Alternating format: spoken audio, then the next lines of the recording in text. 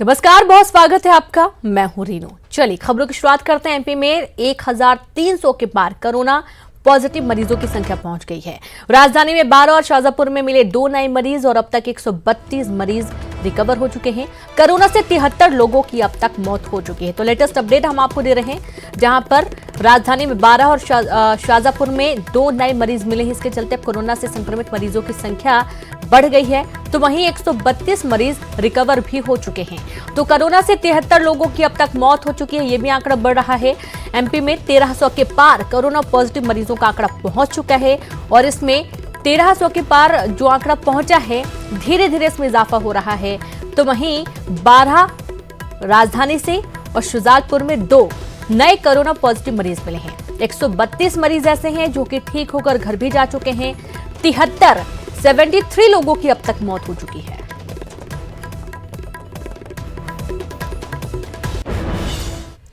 और भोपाल से खबर, नगर निगम का कर्मचारी निकला कोरोना पॉजिटिव। दीनदयाल रसोई में ड्यूटी के दौरान रैन बसेरे में बांटा था खाना। कल तक रहे ड्यूटी पर तैनात था कर्मचारी। आज रिपोर्ट आने के बाद क्वारंटाइन किया गया। ड्यूटी के दौरान कई लोगों के संपर्क में ये कर्मचारी आया और इसके चलते हो सकता है कि इसे संक्रमण हुआ है। तो प्रदेश में कोरोना के 12 नए मरीज मिले हैं। तो वहीं प्रदेश में सबसे कम उम्र का मरीज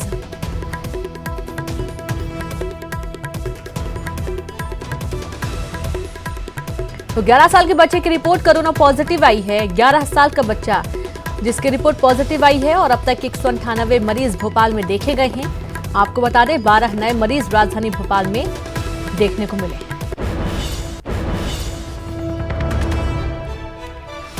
और इसी के साथ एक और जुड़ी खबर है, जहां नगर निगम का कर्मचारी कोरोना पॉजिटिव निकला है। कोरोना पॉजिटिव दीनदयाल रसोई में ड्यूटी के दौरान रैन बसेरे में इसने खाना बांटा था। कल तक ड्यूटी इसने की, ड्यूटी पर तैनात रहा है। आज रिपोर्ट आने के बाद इसे क्वारंटाइन किया गया है। ड्यूटी के दौरान कई लोगों के संपर्क में कर्मचारी आया है।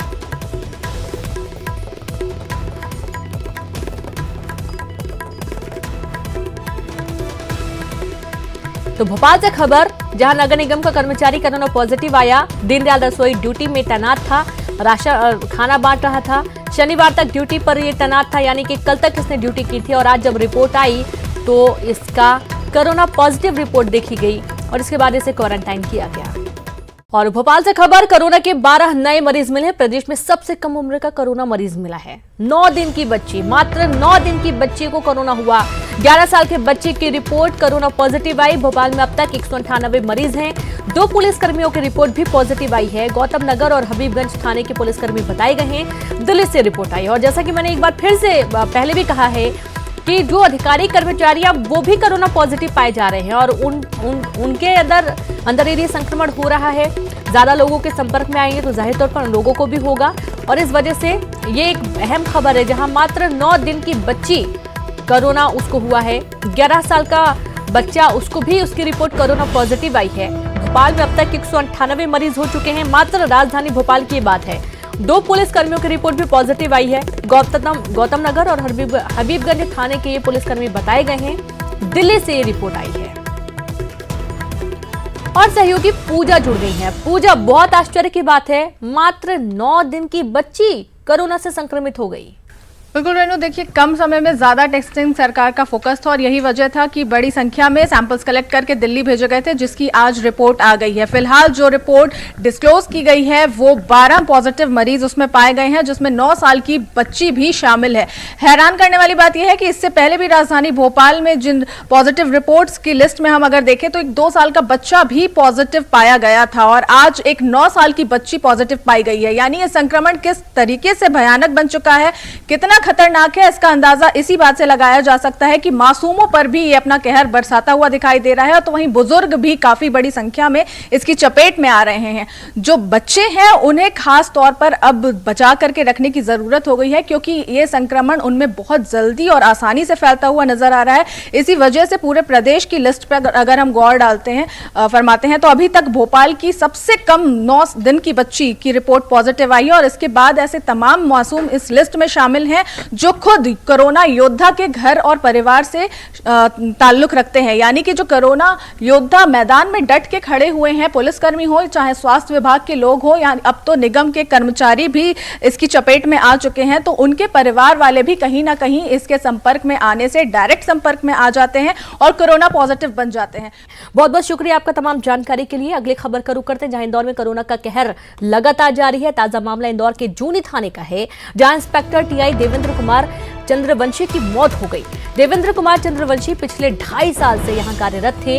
हाल ही में सीएए के खिलाफ चल रहे आंदोलन को लेकर इंदौर के बड़वाली चौकी और नमक गोदाम पर उनकी ड्यूटी लगाई गई थी। हालांकि कोरोना संक्रमण को देखते हुए 24 मार्च को यह प्रदर्शन खत्म कर दिया गया था, लेकिन माना जा रहा है कि इंस्पेक्टर चंद्रवंशी को यही कोरोना का संक्रमण हुआ और उन्हें इंदौर के अरबिंदो अस्पताल भर्ती कराया गया, जहां उन्हें निमोनिया का भी संक्रमण हो जाने से रविवार सुबह उनकी मौत हो गई। पुलिस विभाग समेत सीएम शिवराज ने भी इंस्पेक्टर चंद्रवंशी की मौत पर गहरा शोक व्यक्त किया है। हमारे बहादुर एवं जांबाज निरीक्षक देवेंद्र कुमार कोरोना से लड़ते हुए इस जंग में शहीद हुए हैं। ये हम सब के लिए बहुत बड़ी क्षति है, जिसकी भरपाई नहीं हो सकती है। हम सब उनके परिवार के सामाजिक एवं आर्थिक सुरक्षा के हितों की देखभाल के लिए पूरा पुलिस परिवार कटिबद्ध है और आज और भविष्य में भी उनके जो सामाजिक सुरक्षा एवं जो आर्थिक हित हैं उनका पूरी तरह से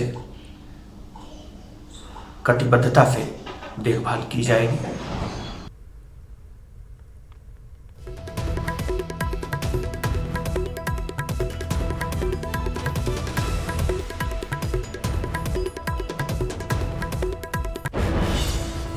तो सीएम शिवराज ने दी श्रद्धांजलि। कोरोना के शिकार हुए टीआई को श्रद्धांजलि दी गई है। टीआई के परिजनों को मिलेगी 50 लाख की सहायता। पत्नी को सब इंस्पेक्टर पद पर मिलेगी नियुक्ति। आपको बता दें कि टीआई की मृत्यु हो गई, कोरोना पॉजिटिव थे और पिछले लंबे समय से देवेंद्र कुमार चंद्रवंशी बीमार थे, निमोनिया की भी शिकायत इनको थी और अरविंदो अस्पताल में इनका इलाज चल रहा था, जहां पर इलाज के दौरान इनकी मौत हो गई। तो अब सीएम शिवराज सिंह चौहान ने भी इस पर दुख व्यक्त किया। उन्होंने श्रद्धांजलि अर्पित की। कोरोना के शिकार हुए टीआई को श्रद्धांजलि दी गई और साथ ही टीआई के परिजनों को 50 लाख की सहायता राशि देने का भी ऐलान किया गया है।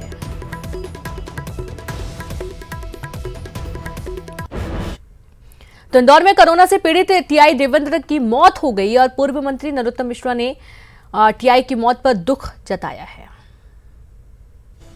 कल तो हमारी रिपोर्टें भी पॉजिटिव नेगेटिव आना चालू हो गई कि 200 कल आई आज आई, लेकिन इसी बीच में रात में हालत बिगड़ी और हमारे बीच से चले गए। अत्यधिक पीड़ादायी प्रसंग है। जनता की सेवा करते हुए कराल काल के गाल में समा गए। विश्वास नहीं होता सहसा, पर उन्हें याद रखा जाएगा, उनकी सेवाएं याद रखी जाएंगी। माननीय मुख्यमंत्री जी ने सहायता राशि की भी, अनुकंपा नियुक्ति की भी घोषणा की है पत्नी को। मैं भी उनके चरणों में विनम्र श्रद्धांजलि अर्पित करता हूं और परमपिता परमात्मा से प्रार्थना करता हूं। तो पूर्व सीएम कमलनाथ ने मृतक टीआई को श्रद्धांजलि दी। ट्वीट कर लिखा, बेहद दुखद खबर, टीआई देवेंद्र चंद्रवंशी कर्तव्यों का पालन करते हुए कोरोना की जंग हार गए। ऐसे कर्तव्यनिष्ठ अधिकारी की शहादत को सलाम। परिवार के प्रति मेरी शोक संवेदनाएं। ईश्वर उन्हें अपने श्री चरणों में स्थान प्रदान करे।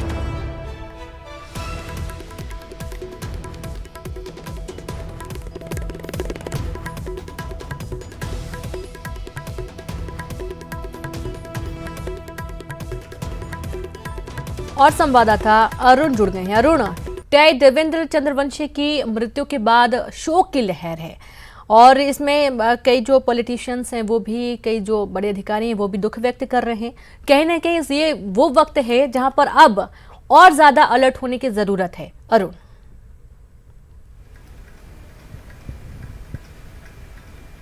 बिल्कुल, देखिए बहुत ही दुखद खबर है और पुलिस विभाग में इसको लेकर शोक व्याप्त है और देवेंद्र चंद्रवंशी जो हैं उनका अंतिम संस्कार अभी रामबाग मुक्तिधाम है वहाँ पर कर दिया गया है। तमाम बड़े अधिकारी आईजी डीआईजी समेत वहाँ पर उनके अंतिम संस्कार में मौजूद रहे। और हम आपको बता दें कि ये जो टीआई हैं इनकी ड्यूटी वहाँ लगाई गई थी जहाँ पे सीएए के विरोध में धरना प्रदर्शन चल रहा था, आंदोलन चल रहा था। और बड़वाली चौकी के अलावा नमक गोदाम जो इनका जो इलाका है वहाँ पर ये ड्यूटी कर रहे थे और माना जा रहा है कि इसी दौरान इनको संक्रमण हुआ। काफ़ी दिनों तक आंदोलन चला जिसमें देश भर से कई लोग यहाँ पर आए और एक दूसरे से वो मिलते रहे और इसी संक्रमण की वजह से उनकी मौत मानी जा रही है। कोरोना पॉजिटिव उनकी रिपोर्ट आई थी। 30 मार्च से वो लगातार अरविंदो अस्पताल में भर्ती थे, उसके पहले भी वो निजी अस्पताल में भर्ती थे और कल रात उनकी मौत हो गई 1:30 बजे। और उसके पहले हालांकि उनकी 2 जो रिपोर्ट है वो नेगेटिव आई थी, लेकिन पहली जो रिपोर्ट थी वो पॉजिटिव आई थी। इसके अलावा जो खजराना के टीआई हैं संतोष यादव, वो भी कोरोना पॉजिटिव है, वो भी चौथराम अस्पताल में भर्ती है, उनका भी इलाज चल रहा है। और ये टीआई भी मुस्लिम इलाके में पदस्थ है, जो खजराना का इलाका है, मुस्लिम बाहुल्य इलाका है, वहाँ के वो टीआई है। शुक्रिया आपका जानकारी के लिए अरुण। और यहाँ पर वक्त एक ब्रेक का है, हम जल्द हाजिर होंगे। ब्रेक के बाद एक बार फिर से आप सभी का स्वागत है। चलिए रुक करते हैं खबरों का। लॉकडाउन को लेकर सीएम शिवराज का ट्वीट, रात गहरी काली सूरज को रोक ना पाएगी, जो मुश्किल है वो मुश्किल भी कट जाएगी, आशा के उजारे में मिट जाएगी दूरियां। ये ट्वीट सीएम शिवराज सिंह चौहान ने लिखा है। तो कहीं ना कहीं आम जनता का भी मनोबल बढ़ाता है। जो सुरक्षाकर्मी तैनात हैं, जो कर्मचारी इस वक्त डटे हुए हैं अपने काम में, उन सब के मनोबल को बढ़ाने के लिए ट्वीट सीएम शिवराज सिंह चौहान ने किया है।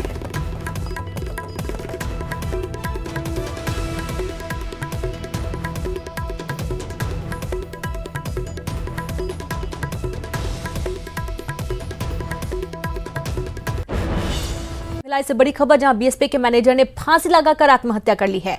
सेक्टर 4 स्थित हॉस्टल में फांसी लगाई है। उत्तर प्रदेश के मेरठ का रहने वाला है मृतक का नाम विकास कुमार बताया गया है। कोक ओवन में मैनेजर के पद पर कार्यरत था। आत्महत्या का कारण नहीं पता चला है। पोस्टमार्टम के लिए शव को भेज दिया गया है।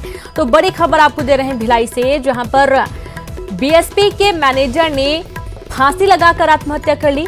फांसी क्यों लगाई, कारण क्या थे, अज्ञात हैं। सेक्टर 4 स्थित हॉस्टल में इसने फांसी लगाई है और उत्तर प्रदेश के मेरठ का रहने वाला मृतक बताया गया है। मृतक का नाम विकास कुमार है। कोक ओवन में मैनेजर के पद पर ही कार्यरत था। आत्महत्या का कारण नहीं पता चल पाया है। पोस्टमार्टम के लिए शव को भेज दिया गया है। तो वहीं भोपाल से खबर, 20 अप्रैल से खुलेंगे सरकारी दफ्तर। सभी विभाग के प्रमुख और उप सचिव आएंगे ऑफिस, जहां प्रमुख सचिव के 1 पीए भी ऑफिस में रहेंगे। चुनिंदा विभागों के खुलेंगे ऑफिस। 4th ग्रेड कर्मचारी भी कार्यालय पहुंचेंगे, अपना कामकाज करेंगे। तो 20 अप्रैल के बाद से जो दफ्तर हैं, सरकारी विभाग हैं, वो खुलेंगे। तमाम जो जिम्मेदार अधिकारी वो पहुंचेंगे। प्रमुख सचिव के पीए भी पहुंचेंगे। चुनिंदा विभागों के ऑफिस खुलेंगे और ये बहुत अहम है क्योंकि जो सरकारी कामकाज है वो होना जरूरी है। सरकारी कामकाज रुका हुआ है, लेकिन जिस तरीके से स्वास्थ्य विभाग, पुलिस विभाग डटा हुआ है काम में, तो कहने के राशन और बाकी चीजों के लिए भी सरकारी विभाग खुलना बहुत अहम है।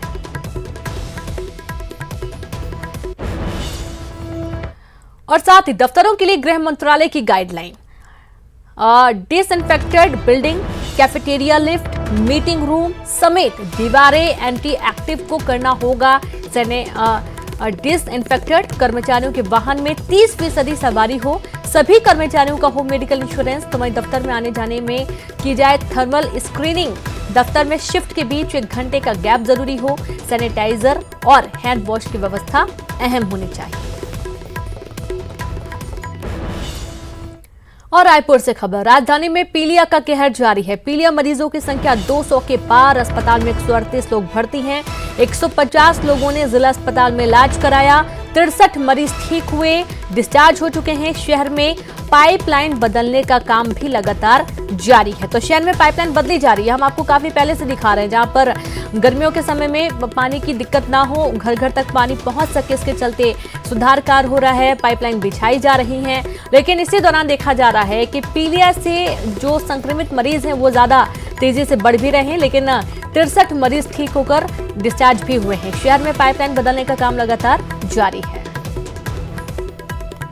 छत्तीसगढ़ सरकार प्रदेश में ऑनलाइन शराब बेच सकती है। और इसके लिए सरकार तैयारी कर रही है। इस बात की जानकारी आबकारी मंत्री कवासी लखमा ने दी है और उन्होंने कहा कि ऑनलाइन शराब बिक्री के लिए सरकार सोच रही है। इसके बाद उन्होंने कहा कि कोरोना पर नियंत्रण होने के बाद ही राज्य में शराब दुकानें खुलेंगी। दूसरे राज्य से शराब की तस्करी करने वालों के खिलाफ सख्त कार्रवाई की जाएगी। छत्तीसगढ़ के लोग बोले कि ऐसा करेंगे। ये सरकार भूपेश बघेल का सरकार है, आम आदमी का सरकार है, किसान का सरकार है, मजदूर का सरकार है, इसलिए हम लोग कोई भी गड़बड़ी नहीं करेंगे। बोले कितना भी घाटा हो, कितना भी नुकसान हो, साल लेंगे, लेकिन जान सबसे बड़ा है। क्या सरकार ऑनलाइन विक्रय की प्लानिंग कर रही है कि हम दोनों प्रकार से सोच रहे हैं, ऑनलाइन भी सोचेंगे। और खबर रायपुर से 72 घंटे के टोटल लॉकडाउन का आखिरी दिन। आज शाम 5 बजे खत्म होगी टोटल लॉकडाउन की मियाद। आज भी शहर में रहेगी पुलिस की अतिरिक्त सख्ती। गुरुवार शाम 5 बजे से लागू हुआ था टोटल लॉकडाउन के उल्लंघन पर पुलिस की सख्ती देखी गई। और हालांकि शाम 5 बजे लॉकडाउन खत्म होने के बाद भी पुलिस की सख्ती बरकरार रहेगी। तो वहीं रायपुर से खबर, केंद्र सरकार के विरोध में आज बजेगा ताली और थाली। विभिन्न व्यापारिक संगठन ताली थाली बजाकर करेंगे विरोध। ऑनलाइन व्यापार को अनुमति देने का विरोध कर रहे हैं। ऑफलाइन व्यापार की अनुमति की मांग की जा रही है। आज शाम 7:05 पर व्यापारी बजाएंगे ताली और थाली। और इसी बीच एक और अहम खबर का रुख करेंगे, जहां रायपुर से खबर, कार ने बाइक सवार को मारी टक्कर। कुशालपुर चौकी पूरी घटना है। दुर्घटना में बाइक सवार युवक घायल हो गया। डीडी नगर थाना क्षेत्र का ये पूरा मामला सामने आया है।